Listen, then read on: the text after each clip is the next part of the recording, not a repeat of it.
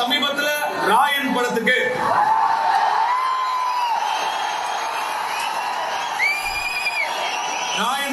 தேசிய விருது கிடைச்சது. அந்த வருஷம் அந்த படத்தை விட தகுதியான பல படங்கள் நிச்சயமா இருக்கு. அந்த படங்களுடைய ரசிகர்கள் அதற்கான அதிருப்தியை வெளிப்படுத்தினாங்க.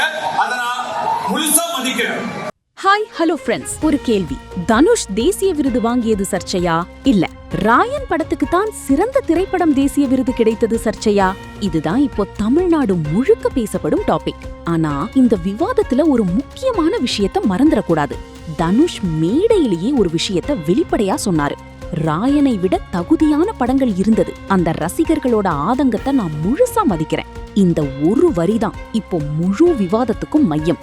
ஏன்னா தனுஷ் திறமையான நடிகரா? 100% ஆமா. ஆடுகளம், அசுரன், புதுப்பேட்டை, மரியான், வடசென்னை, கர்ணன், திருச்சிற்றம்பலம் இப்படி தேசிய விருதுக்கு தகுதியான நடிப்புகளை அவர் பல ஆண்டுகளாக கொடுத்திருக்கிறார் என்று ரசிகர்களும் விமர்சகர்களும் தொடர்ந்து பேசி வந்திருக்காங்க. அதனால இங்க யாரும் தனுஷோட திறமையை கேள்வி கேட்கல. கேள்வி ஒன்றுதான், அந்த ஆண்டின் சிறந்த திரைப்படமா அல்லது அதே வருடத்தில் அமரன், மகாராஜா, மெய்யழகன், வாழை, லப்பர் பந்து இப்படி பல படங்களும் ரசிகர்களிடமும் விமர்சகர்களிடமும் மிகப்பெரிய பாராட்டை பெற்றிருந்தன. அப்போ இந்த எல்லா படங்களையும் தாண்டி ராயன் எப்படி தேர்வானது?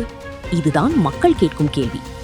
தேசிய விருது ஜூரி அந்த தேர்வுக்கான காரணங்களை விரிவாக விளக்கியிருந்தால் இந்த அளவுக்கு விவாதமே வந்திருக்காது. தேசிய விருது என்பது ஒரு நடிகருக்கு கிடைக்கும் அங்கீகாரம் மட்டும் இல்லை, இந்திய சினிமாவின் உயரிய தர அளவுகோல். அதனால தீர்வு நடைமுறை வெளிப்படையாக இருக்கணும், விமர்சனங்களுக்கு பதில் இருக்கணும், மக்களோட நம்பிக்கை பாதுகாக்கப்படணும். இல்லையென்றால் ஒவ்வொரு வருடமும் இந்த விருது திறமைக்காகவா இல்ல வேறு காரணங்களுக்காகவா என்ற கேள்வி தொடர்ந்து எழும். முடிவாக தனுஷை வாழ்த்தலாம், அவரோட உழைப்பை பாராட்டலாம். ஆனா தேசிய விருது தேர்வு முறையை கேள்வி கேட்பதும் ஜனநாயக உரிமைதான். ஒரு கலைஞரை விமர்சிப்பதற்கும் ஒரு விருது அமைப்பை விமர்சிப்பதற்கும் ரொம்ப பெரிய வித்தியாசம் இருக்கு. உங்க கருத்து என்ன? ராயன் உண்மையிலேயே அந்த ஆண்டின் சிறந்த திரைப்படமா அல்லது வேறொரு படம் அந்த விருதுக்கு தகுதியானதா? கமெண்ட்ல உங்க கருத்தை சொல்லுங்க. இது ரூட் நியூஸ்.